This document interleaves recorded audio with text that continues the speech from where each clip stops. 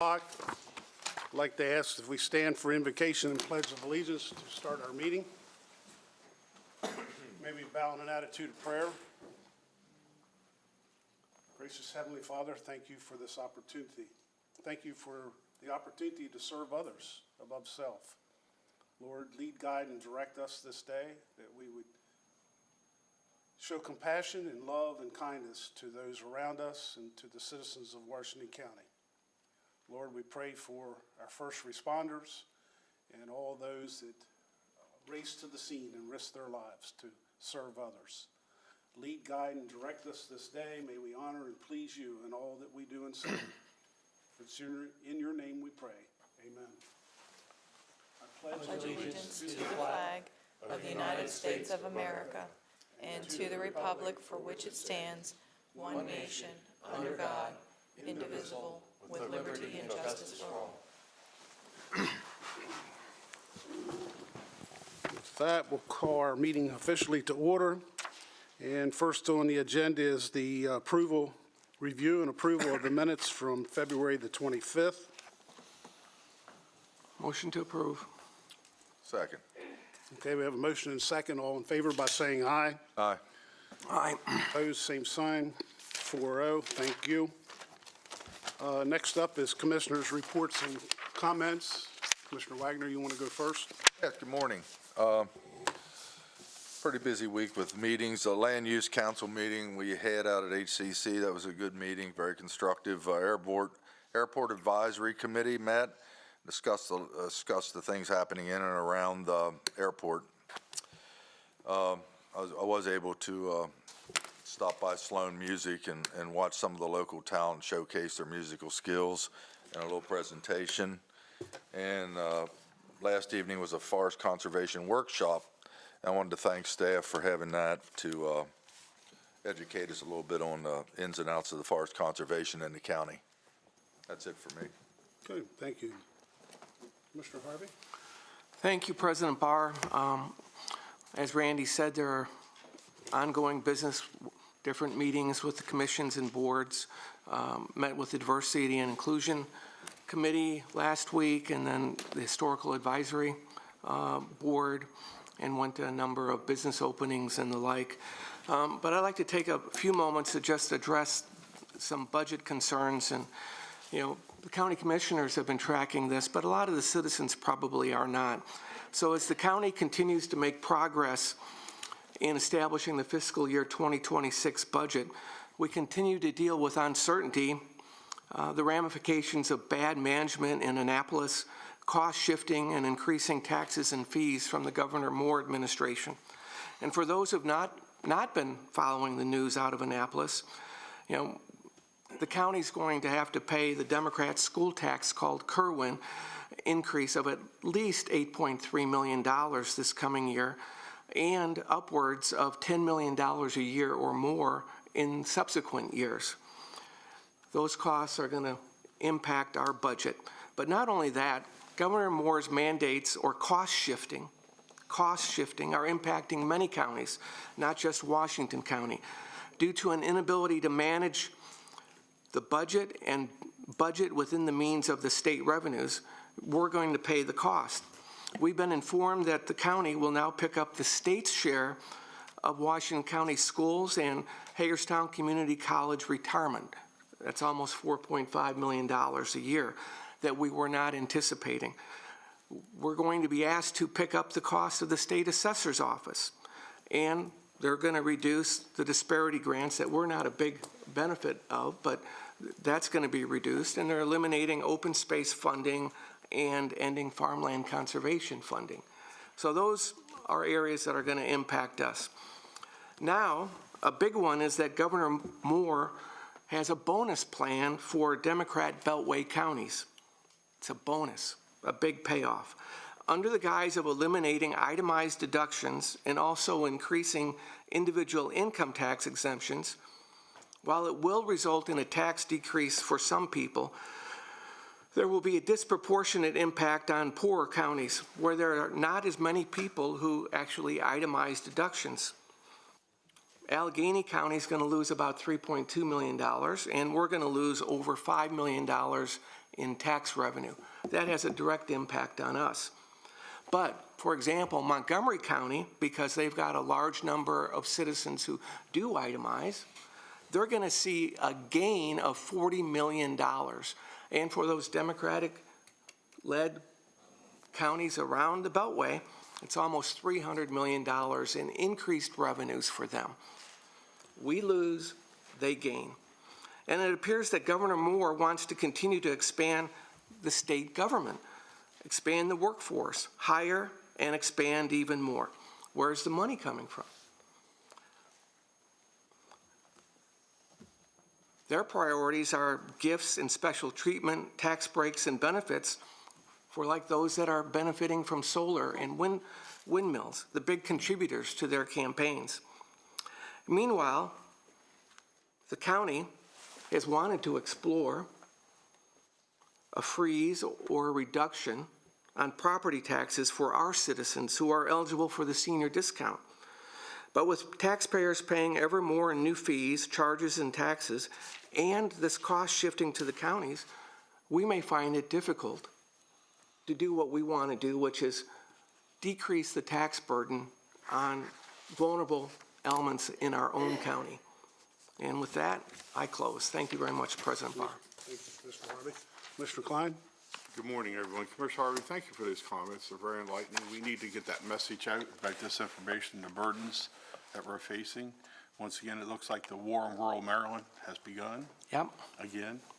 I'd like to also congratulate the folks at Williamsport who took their oath of office last night, their ceremony. Mayor Green was reelected. Assistant Mayor Denny Grove was reelected. Councilman Junior Brown was reelected. And newcomer Will Ball, one of our first responders, dedicated volunteer and career firefighter, is newly seated in his first council seat at Williamsport. So good luck to each and every one of them. I also on Saturday attended the St. Patrick's Day race in downtown Hagerstown, coordinated by Jamie Dick, the race director. I want to thank his staff, the city staff, the Hagerstown City Police, the auxiliary police, Hub City Brewery, which was like a staging area for registration. So if I missed anyone, thank you. I believe Jamie said there was over 572 people totally registered for that event. And the special race was the kids' race where there were about 40 or 50 of them, and parents participated. So overall, a deserved recognition for that event and promoting downtown Hagerstown. I also attended Chief Knight's street, George Knight's street dedication at Smithsburg. I want to thank him for the decades of service in many different capacities that gentleman has offered to this community. And I did attend the grand opening of Rise Up Softball Academy.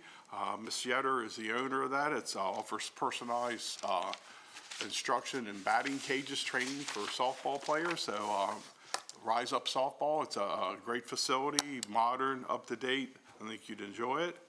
And I also attended the Leitersburg Volunteer Fire Company banquet. They're very proud of their organization and looking at the number of calls that some of these volunteers go on and sacrifice their life and services and time. One of the most important things I see there is that these volunteer firemen are there with their families. You see where they're taking their time away from their family to dedicate back to that fire company in their own community. So thank them for that. And I also attended the Potomac Ridge Brewing Company 1-year anniversary. I understand they had a very busy weekend, and that south end of the county is doing quite well. Commissioner Barr, that concludes my report. Thank you, Commissioner Klein. Yes, it's been a very busy 2 weeks, and first on my list is once again also to say thank you to Jamie Dick and all the hard work that was extended with him and his staff for the walk, run, race Saturday morning in honor of St. Patrick's Day. It was a huge success. It was a new venue, so there was a lot of uncertainty, street closings, fire police, city police, county police, and I think the collaboration and the cooperation, and then as Commissioner Klein mentioned, the little kids, the absolute incredible joyous. Kids were just so excited. Some of them were running their hearts out, and but it was a good Saturday morning, and everything went, I think, fairly well. And I'm hoping that the city and the county can continue to close the streets and do that, in forthcoming events. Can't help but mention Maryland Association of Counties. They're in full swing, full gear, in weekly meetings in Annapolis with MACO. And I've probably mentioned this before, but I've never seen so many bills in Annapolis, somewhere close to 3,000. More often than not, particularly this year, they would review the various bills. Many times they would offer amendments and corrections to them. This year, for whatever reason, I've never seen so many that they flat out said, no, this bill's bad, this bill's wrong, and we're not even going to submit amendments. Please kill this or that bill. And it's just indicative of what's going on in Annapolis. Two other things I want to mention. Last week I attended a board meeting for Maryland Service and Volunteer Commission at Catonsville Community College. It was a quarterly board meeting that we have, and one of the good things I think Governor Moore has instituted is a board called Service and Volunteerism across the state to get particularly young people involved in both school and post-high school, to get involved, giving back, serving others, and participating as a volunteer in many of the nonprofits and organizations around the state. So it's a good initiative, service above self, and it gives some of these particularly young people hope and a challenge, if you will, going forward in life. One other thing I want to mention was Saturday night, my wife and I attended the Maryland Symphony Orchestra, and as I've said repeatedly, the Maryland Symphony Orchestra is celebrating its 40th year here in Hagerstown, Washington County. I often think that we're not the largest municipality. We're not the state seat for sure, and yet Hagerstown, Washington County has been home to the Maryland Symphony Orchestra for its 40th, heading into its 41st season. And the reason why I mentioned that so strongly is I want to just reach out to the community and say, Saturday night, the auditorium was less than 2/3 full. And my concern is, I want to see the Maryland Symphony Orchestra in our community for another 40 years. And to do that, I'll be very frank, this community needs to make sure that we step up and support the symphony, maybe not with dollars as much as butts in the seats, if you will. I think at a Maryland Symphony concert at the Maryland Theaters, if there's standing room only in the back, that would be wonderful. So just a concern to our community that, if we don't support it, we could lose it. It's as frank as that. So, and I'd hate to see it come to that. So, Maryland Symphony Orchestra, the professional musicians are doing a fantastic job. And as a matter of fact, it leads me to another thought. Tonight, there's what's called a side-by-side. And I have a granddaughter that's been chosen to play alongside the professionals on stage. So I will be skipping out of the Funkstown meeting as quick as I can to try to get to that event, to see a pretty special event for a high schooler to be invited to play alongside with the professionals at the symphony on the stage at the Maryland Theater, and that's tonight. So hats off to Layla. We're very proud of her. Upcoming events, grand opening, the Hive Business Center and Creative Craft Room down on Governor Lane Boulevard, Suite 1006 and 7, Suite 1006 and 7. and that's outside of Williamsport, and that's this Friday, the 21st at 10 a.m.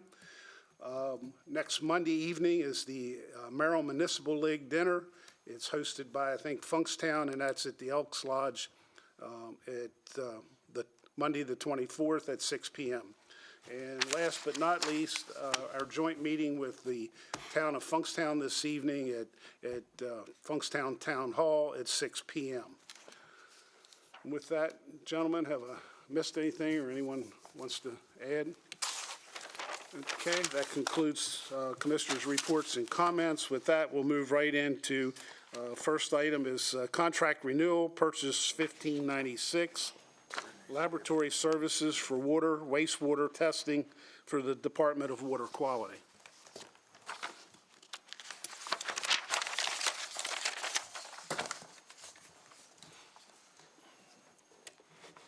Good morning, Commissioners. Brandy Kentner, Director of Purchasing.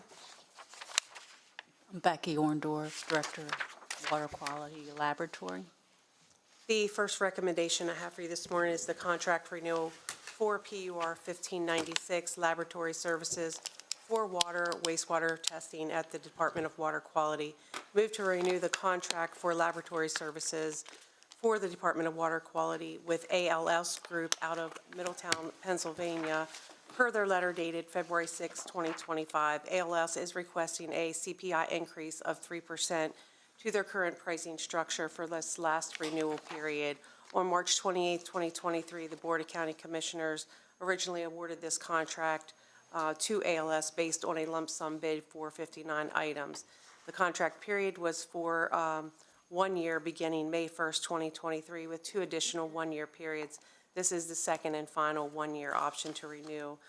This is a requirements contract. It uses on an as-needed basis for ordering, and we do not guarantee a minimum or maximum on this. The scope of services provided by the contractor includes picking up, preservation, transporting the samples for testing, and this could be water, wastewater, or solids for the Department of Water Quality. There is funding available in the department's operating budget for this increase. Motion to approve. Second. We have a motion and a second for approval as submitted. All in favor by saying aye. Aye. Opposed, same sign, 4-0. Thank you. Next item is intergovernmental cooperative purchase, 25-0179, police vehicle equipment for the Washington County Sheriff's Office. Good morning, Sheriff. Morning, Commissioners. Sheriff Brian Albert. Brandy Kentner, Director of Purchasing. Gerald March, Fleet Manager. The next recommendation I have for you is the intergovernmental cooperative purchase, INTG 25-0179, police vehicle equipment for the Washington County Sheriff's Office. Move to authorize by resolution for the Washington County Sheriff's Department to purchase police vehicle equipment for the upfitting of 16 2025 Ford Police Inceptors to the responsible bidder Sound Off out of Hudsonville, Michigan, for a total amount of $95,511.36. We're also asking permission to utilize a contract awarded by the State of Maryland's Department of General Services. The Code of Public Laws of Washington County, Maryland, provides that the Board of County Commissioners may procure goods and services through a contract entered into by another government entity as long as we abide by the same terms, conditions, and pricings of that contract, and we have done so. By utilizing this contract, there is a direct cost savings because of the economies of scale the contract has leveraged.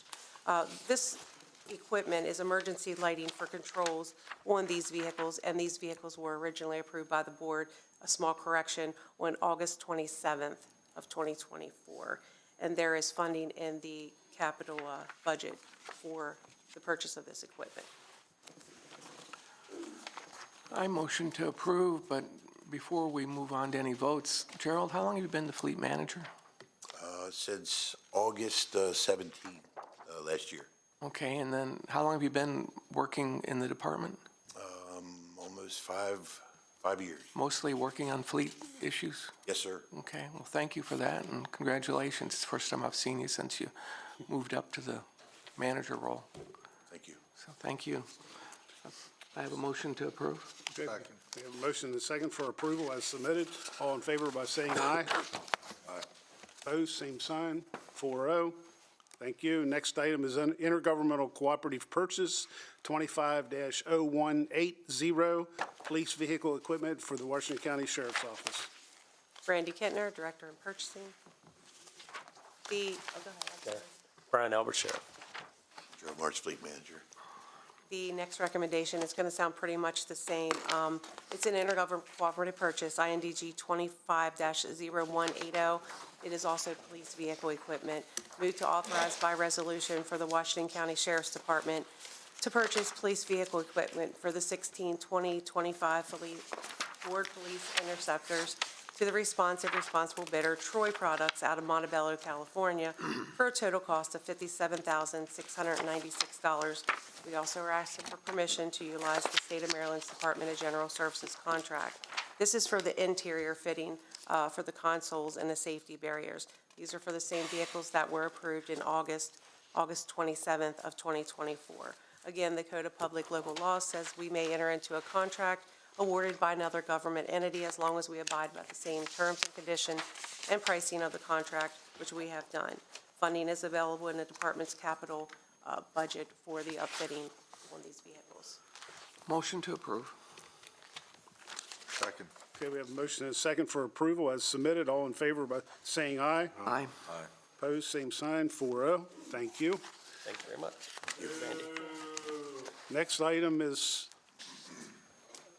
there'll be no more outbursts in this, please. Sole Source Award, PUR 1733, Revolve Air Fill Station. Randy Kentner, Purchasing Director. Eric Jacobs, Assistant Director. The last recommendation I have for you this morning is the Sole Source Award, PUR 1733, Revolve Air Fill Stations. Move to authorize the sole source procurement for Revolve Air Fill Stations for firefighter self-contained breathing apparatus from Municipal Emergency Services out of Charlotte, North Carolina, for a total sum of $52,332 based on its proposal dated January 14th, 2025. DES wishes to apply Sections 1 through 106.2A and 2 of the Code of Public Laws of Washington County to this procurement, which states a sole source procurement is authorized and permissible when the compatibility of equipment, accessories, and replacement parts is paramount to the consideration. This request requires the approval of all commissioners present. This initiative by the Division of Emergency Services represents a significant improvement in fire and rescue service efficiency. By strategically placing the Revolve Air stations at county fire stations, the department will experience reduced response times and enhanced operating readiness. This proactive approach demonstrates a commitment to the firefighter safety, resource optimization, ultimately benefiting the emergency service department and the community they serve. There is funding available in the capital improvement budget for this purchase. Motion to approve. Second. Okay, we have a motion and a second for approval as submitted. All in favor by saying aye. Aye. Opposed, same sign, Thank you. 4-0. Thank you.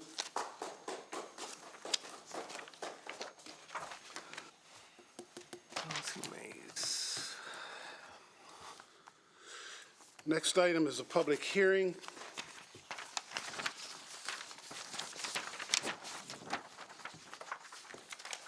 The purpose of this hearing is to hear public testimony concerning the matter. The procedure is as follows. We will first have staff introduce the matter, after which the hearing will be open for public comment and testimony. Each speaker will be giving a maximum of 3 minutes to testify. After everyone who wishes to speak has done so, the hearing will close. The commissioners, okay, we want to wait? Take a quick recess. Okay, we want, We're ahead of schedule. okay, Wait till 9:40. do we want to wait, or do we want to jump? Can we do any of the others? I'm not sure if everybody's here. Let's just go ahead and take a quick recess. Okay, it's been brought to my attention, the public hearing was formerly scheduled for 9:40 this morning, and so we're going to take about a 10 to 15-minute recess here to allow anyone that may be coming for the public hearing to do so.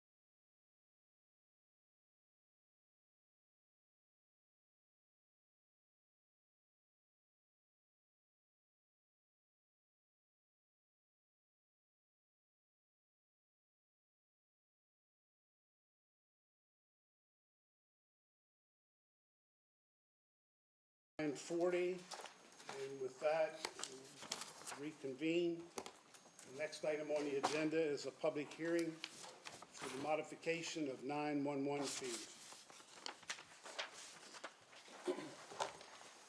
The purpose of this hearing is to hear public testimony concerning the matter. The procedure is as follows. We will first have staff introduce the matter, after which the hearing will be open for public comment and testimony. Each speaker will be giving a maximum of 3 minutes to testify. After everyone who wishes to speak has done so, the hearing will close. The commissioners may then discuss the issue and may move to adopt the proposed fee schedule for FY 2026 as presented or modified at any point following the closure of the public hearing. Kelsey Mace, would you please introduce the matter? Good morning, Commissioners. Kelsey Mace, Chief Financial Officer. Per Maryland Code, Public Safety Article subsection 1-311, C1, a county may impose a 911 fee of up to 75 cents to be added to all current bills rendered for switched local exchange, access service, or CMRS, or other 911 accessible service in the county. If the revenues attributable to the county's 911 fee do not provide the revenues necessary to cover a county's operations cost for the 911 system, the subsection allows the county to impose a 911 fee higher than the 75 cents to cover the county's projected costs for the 911 system. The proposed modification is to increase the fee from $1.25 per month per bill to $1.75 per month per bill. This fee was last increased in July of 2024. For fiscal year 24, 911 revenue totaled $1.6 million, while operational costs of the 911 system was $5.6 million, leaving a shortfall of $4 million. For FY25, the budgeted 911 revenue is $2.3 million, while budgeted costs are $7.1 million. For the FY26 budget, 911 revenues, including the fee increase, are $3.2 million, while proposed costs are $7.1 million. This proposed fee change will generate approximately $900,000 in additional revenue. Okay, with that, we will now open the hearing for public comment. Anyone wishing to testify from the first row? Yes, sir. Did you tell him it has to be on subject? We should have said that. I just have a brief comment for John Barr in regards to charging me more money. You already get enough of my taxes. And again, I'd like to reiterate my prior position with regards to what I think about you and the board and your policies and your intellect. That's it, John. Anyone else? Any other row? With that, I will now open the hearing for the commissioners. Any questions or thoughts?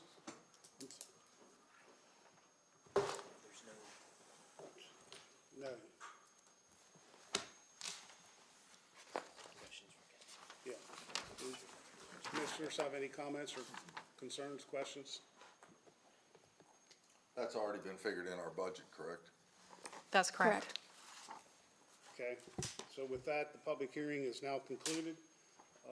So any additional follow-up or thoughts?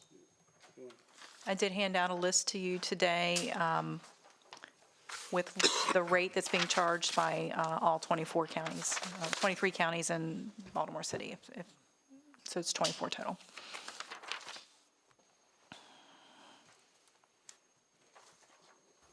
So Michelle, can you clarify something for me? The 911 fee, when the 911 system was established, was supposed to be a self-sustaining, self-funding operation, correct? That's correct. Okay. And last year was the first time that we had increased the fee in approximately 20 years. Okay. And so that's why there's such a deficit in the funding of this. Okay. And so even with this increase, we're still going to be about almost $4 million in the hole from getting it back to where it's supposed to be balanced, correct? Correct. Correct. Okay. Thanks for that clarification. Okay, any other comments, considerations? Hold off on ponder this? So we are up against an April 15 deadline to give our intentions to the state to allow the carriers time to implement. I'll make a motion to adopt Submitted? as submitted.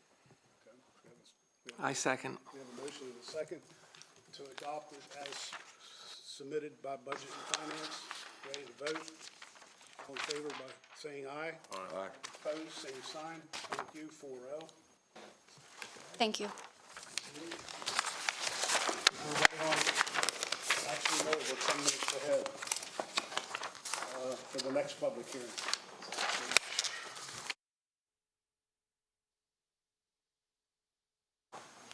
You want to go ahead with number 7? Okay. Mark, Davina, can you do the inspection repair of the Sharpsburg water system if you're ready? Okay, let's jump over to tab number 7. Inspection and repair of Sharpsburg Water System Aqua Store glass-coated bottled water storage tank. Mark Radfeld, Director of Environmental Management. Meany, DPW Director of Water Quality. We're here today to ask for the approval of the proposal from Mid-Atlantic Storage Systems in the amount of $57,149. The work is to maintain the warranty of the Aqua Store tank that is required for inspection and repair on a 5-year rotation with the Mid-Atlantic Storage Systems is the sole approved provider for our region, and the inspection and repair are vital to maintain the 101,000-gallon tank. We have money in the budget.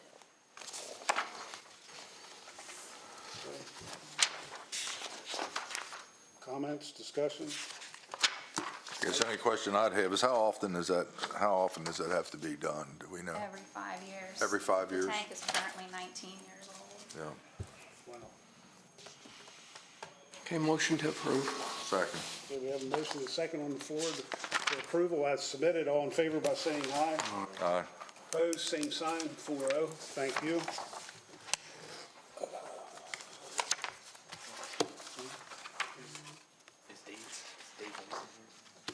Which one are you looking I saw him here earlier. He's right there. at? Okay, you ready? I mean, you want If Dave's ready, we can. okay, let's go to tab number 8, FY '26 solid waste budget. Dave?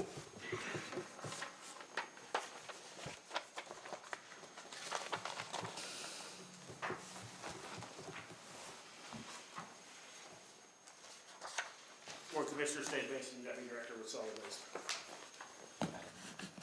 Here this morning just to give you the, how the solid waste budget proposed for FY '26.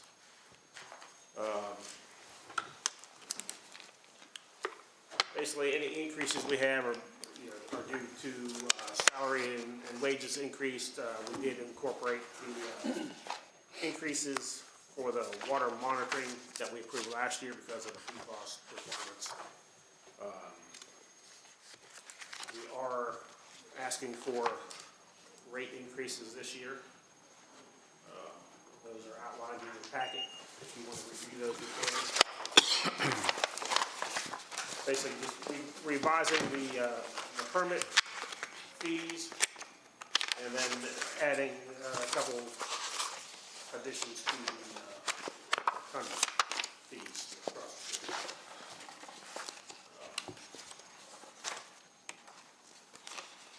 We are asking, we have a couple options this year as far as permits. We've been kicking around revising the permits. Current structure is residential permit, separate yard waste, separate recycling, what we talked about. An all-inclusive permit, buy one permit, get all the things on that. We haven't done that for 20, 25 years. So, we can talk about that now, or we'll have to go to public hearing for rate increases anyway. Has that been a lot of public interest to have one permit for everything? We've had some interest in it. People ask us about it all the time. It's one of those things where if we change it, somebody's gonna complain. We're gonna please everybody regardless of what we do. I know it was brought up at the Baldwinsville meeting, it's been brought up to us numerous times. So, you know, we've been exploring it for years, but we figured I'd throw it out there for you, you know, your consideration. So there hasn't been a fee increase since 2018. 2018. How much have your costs gone up since then? It varies. We've had things go up 300 and some %. Some things are, you know, about 50%. Just depends on the line item and. Yeah, I see a lot of them listed in the multiple pages you have here of Yes, just I did. year-over-year Try to increases, give so. you some idea of what changed since the last rate increase. Yeah. You know, leachate hauling and treatment has gone up. Our water and gas monitoring has gone up. Hauling the dumpsters has gone up. You know, recycling fees has gone up. Any additional new requirements by MDE We're since kinda waiting on 2018? something. Well, the PFAS was the biggest one. Like we said before, we already incorporated those changes. We're still waiting for some of those regulations to be finalized to know if we need to do additional work. But everything's kind of on hold right now with that. Just, I think everybody's waiting for the federal government to make their first move and then react to that. So we might be another year away from those final PFAS regulations, and we really don't know at this point. Just a curious question for me. What do you, at the current way things are, what's the life expectancy of our landfill up there? If our tonnage stays the same, which it has been for about 3 years now, we're looking at another 50 years. At that site? At that site, yes. If we see a, recession, then trash goes down, that's gonna be extended. If we see a boom in construction, that 50 years will diminish. Correct. You only want, this for any informational purpose only, you said this will come back at the public hearing? Is that what you want? Well, we have to go to public hearing for rate increase. Budget, yeah. Okay. Okay. Any other questions or comments? Okay, thank you, Dave. Thank you. We got about 3 minutes. Okay. 3-minute recess. The next public hearing at 10:55. Yeah.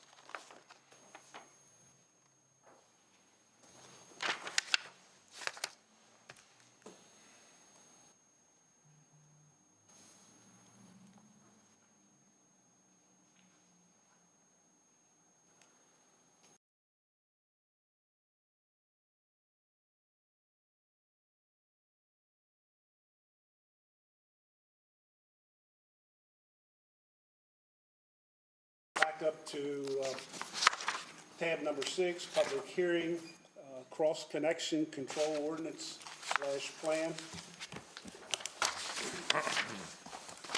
The purpose of this hearing is to hear public testimony concerning the matter. The procedure is as follows. We will first have staff introduce the matter, after which the hearing will be open for public comment and testimony.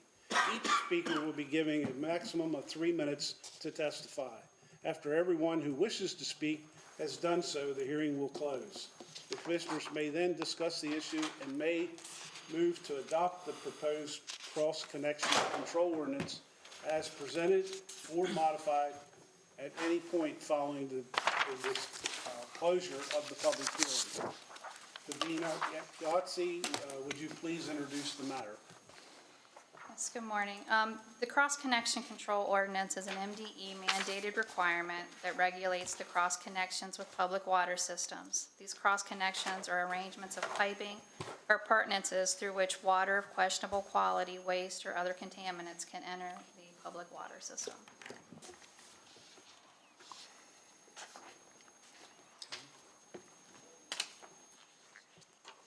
Any other comments? We'll now open the public hearing, open the hearing for public comment. Anyone wishing to testify from the first row? Anyone wishing to testify, period? Okay, Second row? second row.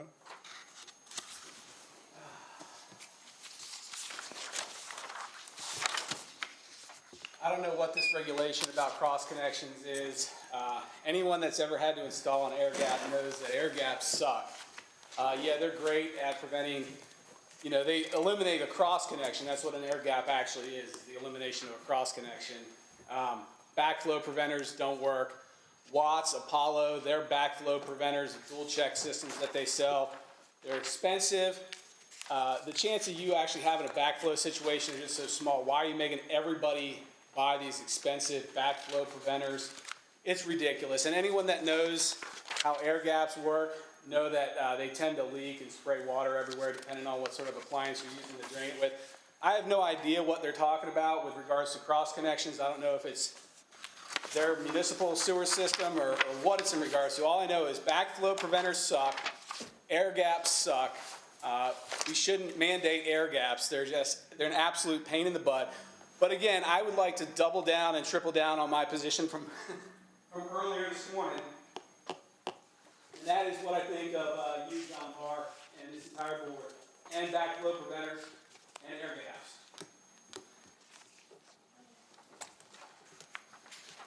I yield my time. Anyone else, public comments?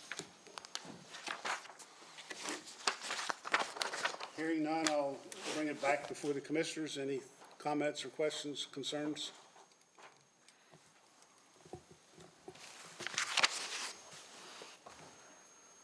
Hearing none, this hereby closes the public hearing. Is concluded. And commissioners, your final thoughts. Motion to adopt. I just have, a second with discussion. Give me an example of, just an example, a scenario. This policy right now that we're gonna do is only gonna be on commercial accounts. It could be anything from processed water, someone who uses potable water in their process that has a connection that could possibly, if there's a main break or a loss of pressure on the system, it could back siphon or have the water flow back in. We wanna try and make sure that they be separated. These structures, if they followed proper code, should already exist in this scenario. This is just to have someone inspect and make sure they're maintaining systems to protect the water. Am I mistaken, but aren't these required by the International Plumbing They are, Code? that's what I'm saying. If they have followed the proper plumbing code, these devices should already exist. And we're just making sure that people are maintaining them, having them inspected, and protecting the public water system. So what's MDE, is that like a mandate or something from It there? is. And how comes we just hearing about it now? It's been on the books for quite a while now. They're just really now starting to push it. It's required through COMAR. So what do you mean when you say, is this up to the owner to have them inspected? Or are we going to monitor that and, We've hired, How- we've hired a company, HydroCorp, out of Michigan. This is their specialty. They will send, train people out into our area to inspect it, to inspect the businesses, the commercial accounts, to give them the information that they need to bring it up to code, and then they will follow up on inspections with them. so the cost is borne by, It's $65 to each commercial account per year to maintain. and so is that a charge that comes through our water billing system to the commercial accounts? It's proposed in the budget for next year, Okay, so that it can be self-sustaining. okay. Anything else that we didn't address that we should have? Part of this policy will also address, for example, if you have a well that you use for irrigation purposes. Can you talk into the microphone? I'm sorry. Another example would be if you have a well that is used for irrigation purposes, we don't want that well hooked to the public water supply so that it could accidentally come back into our system. So that's also some of the reasons why we want to put this ordinance in place to make sure that that does not happen. Because some of the wells may be contaminated, which is fine for irrigation, but they are not drinkable. So we want to make sure that they are clearly separated and cannot physically come back into the public water system. Thank you for that. Other discussion? Vote today or consider this? There's a motion and a second on the floor. Okay, so we do. Ready to vote? Okay, all in favor by saying aye? Aye. Opposed, same sign. 4-0. Thank you.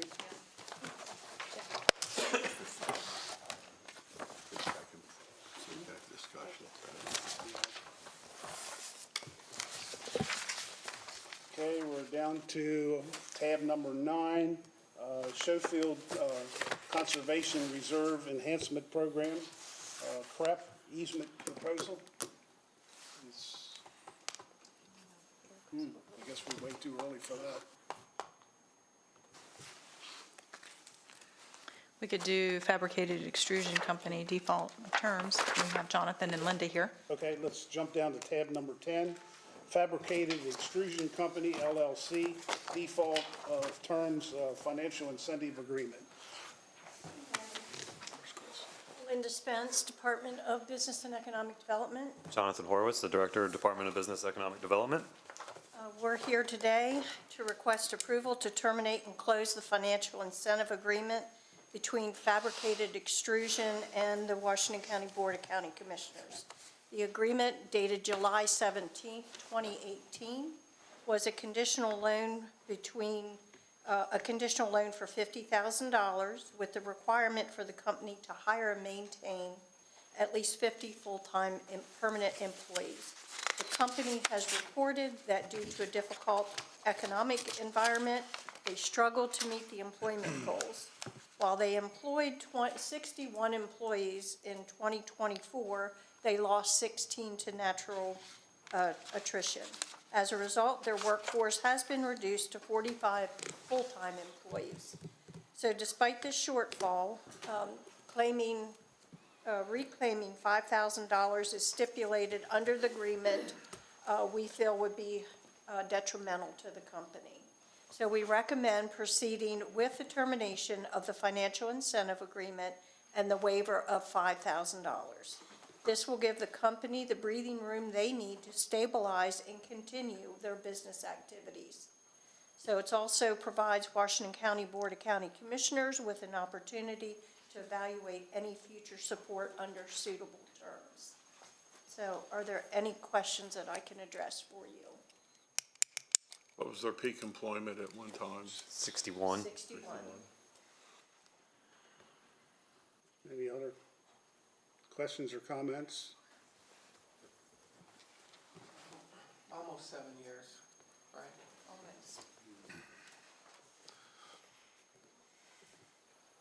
Motion? To approve. Second. Okay, we have a motion and a second to approve as submitted. All in favor by saying aye. Aye. Opposed, same sign. 4-0. Thank you. Thank you. So let's back up to tab number 9. Chris Boggs is here. The Schofield Conservation Reserve Enhancement Program, CREP, better known as CREP easement program or proposal. Morning, Commissioners. This morning, I'm bringing the proposal for the Paula Schofield CREP easement project. This is a 32-acre property on Trovinger Mill Road, Hagerstown.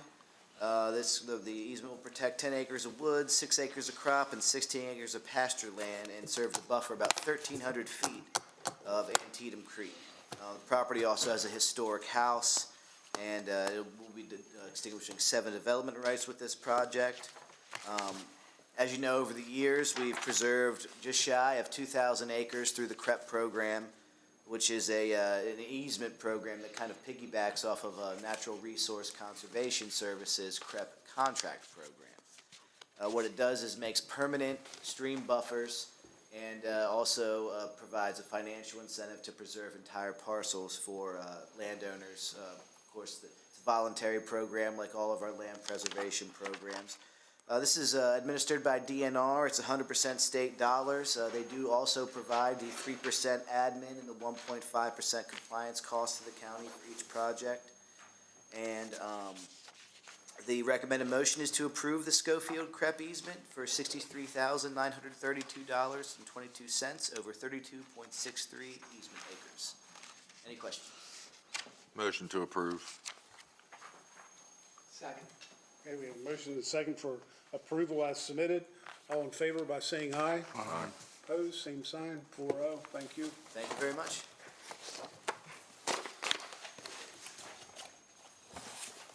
Let's see, Richard is here. Next item, tab 11, FY26 School-Based Health Center Grant Approval to submit application and accept awarded funding.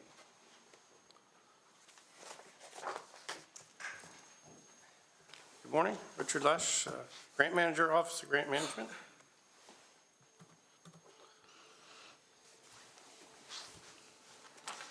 Today I'm here to request a motion to approve the submission of the grant application for the fiscal year 26 School-Based Health Center Grant Program from the State of Maryland Department of Health in the amount of $278,235 and accept the awarded funding. There are 2 school-based health centers in Washington County which are located in South Hagerstown High School and Western Heights Middle School. The centers provide exams, prescriptions, nutritional assessments, order lab work, and assist in the management of chronic conditions such as asthma and diabetes.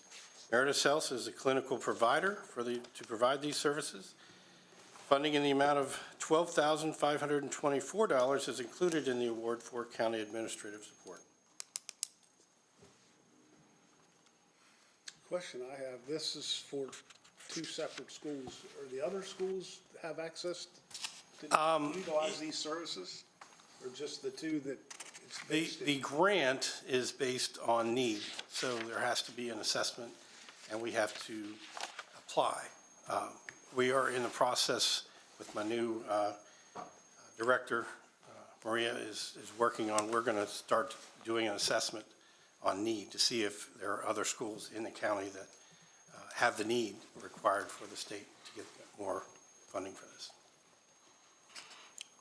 So the funding cost on us at the county level is $12,500 or so dollars, and the program will bring in nearly $279,000 for this service, and we're just providing administrative costs. Correct. I motion to approve. To approve and to accept, is that what you wanted stated? Sorry? Motion to approve the grant submission and to accept it. Correct. Okay, thank you. Second. Okay, motion and second on the I floor. wanted to just ask a question. It's too late, or? No, go ahead. No, just, you got a second with discussion. What you mentioned asthma and diabetes. Did you have a list of what all that is? Is that just it, or is there going to be any health issue or any other? I was in a meeting recently with the state, and they are giving more leeway.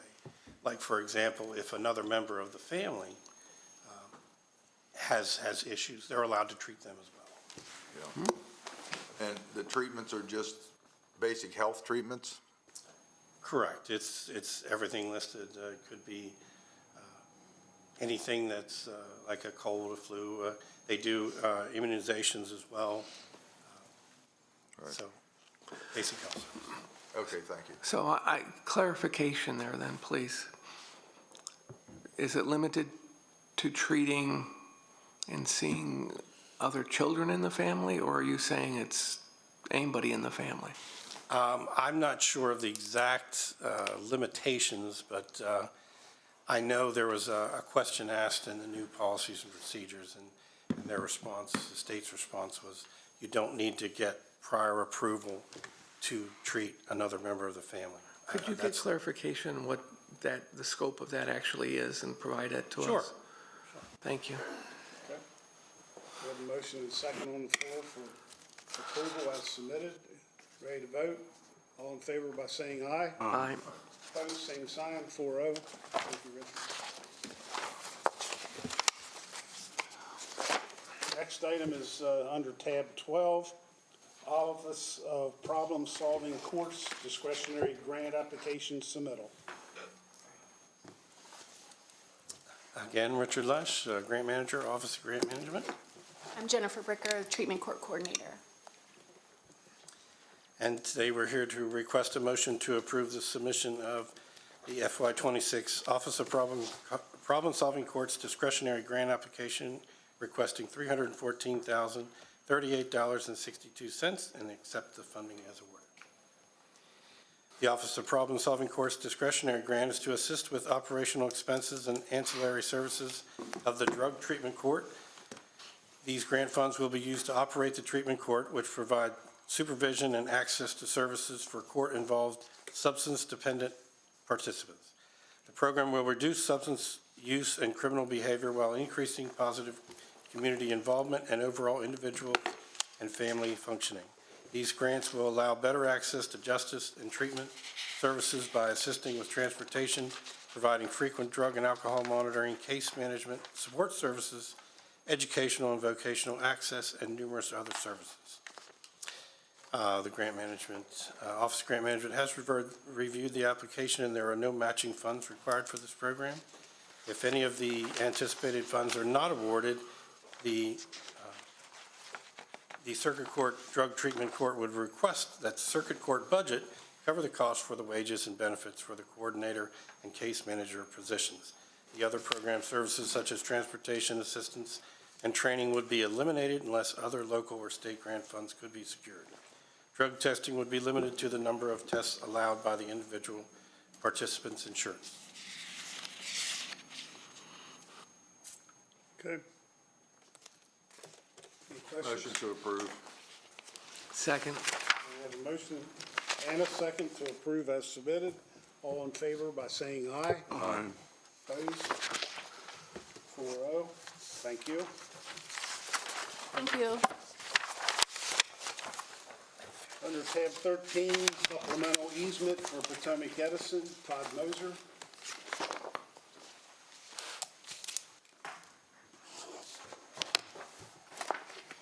Good morning, Commissioners. Todd Moser, Real Property Administrator, Division of Engineering.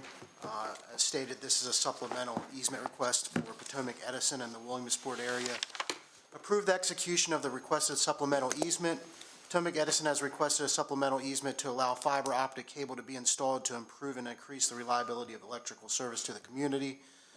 Potomac Edison currently has an easement in Cumberland County property located at 10653 Bower Avenue. It's an entrance to Marty Snook Park in Williamsport. The existing easement dated April 27, 1965 does not give authorization for underground conduit allowing fiber optic cable. Supplemental easement will allow the installation of the fiber optic cable to include construction and installation. Any questions? So basically, the easement's already there. Yeah, there's just not specific language that says they allow underground. Fiber optic wasn't an issue in 1965. Right. Motion to approve. Second. So motion and second for approval as submitted. All in favor by saying aye. Aye. Opposed? 4-0. Thank you. Thank you.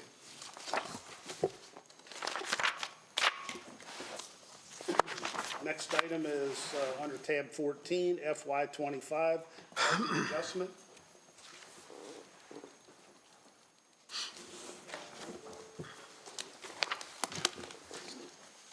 Good morning, Commissioners. Kelsey Mace, Chief Financial Officer. A budget adjustment is being requested to transfer funds for the replacement of the current computer-aided dispatch system. Staff is requesting the transfer of funds from the capital reserve to be used for a comprehensive assessment of the Emergency Communication Center and the current computer-aided dispatch system.